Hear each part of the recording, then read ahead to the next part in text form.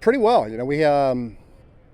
We set some pretty high standards for the kids beginning of summer. To come out, to work hard. Kind of had a plan to just get better athletically in the month of June, and then July we put a lot of the X's and O's together, and finished July on a high note with a pretty solid scrimmage with some quality opponents in South Adams, Ole Miss, and Columbia City. So it was good to see them put it all together and to be able to hit some other people. Even though it's a controlled scrimmage, you're not supposed to be taking people to the ground. I think this is a group of kids that they like to work.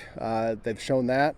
They want to be pushed. They want to be coached. And then I think ultimately they want to smack some people. So it's been it was a fun summer. It was a good summer, very productive. I felt like we got better individually and collectively as a team.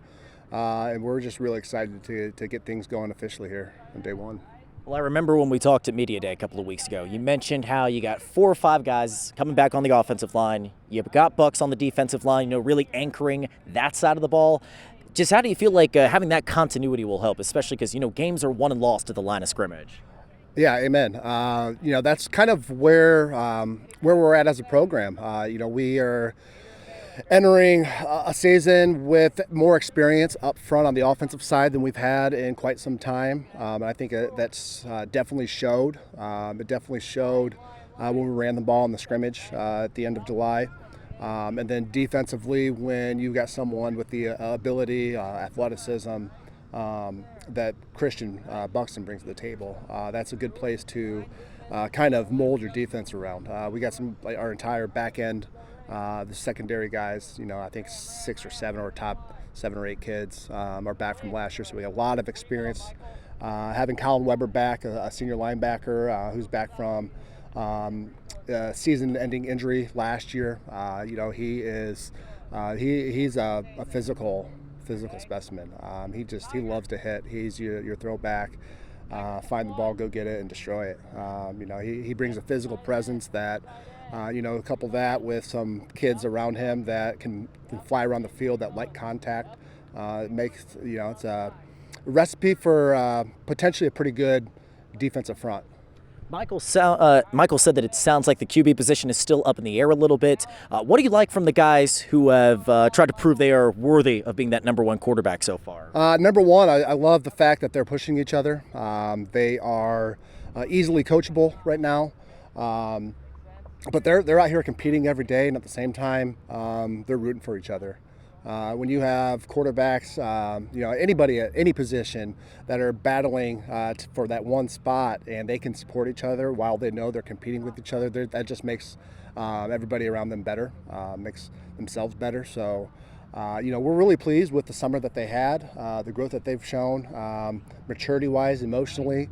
It's a big jump from sophomore JV level to varsity, and these first few weeks here in August are going to tell us a lot about what direction we're going to head. But they both bring attributes that I think anybody would want in a quarterback. They're teammates. They're good teammates.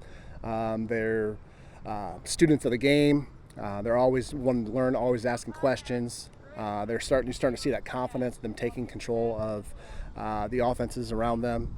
We're really pleased, really excited about what both Jason and Devin are going to bring to the table. And then just overall, what do you want to see from these guys the next couple of weeks before you get ready to rock and roll against Leo week 1?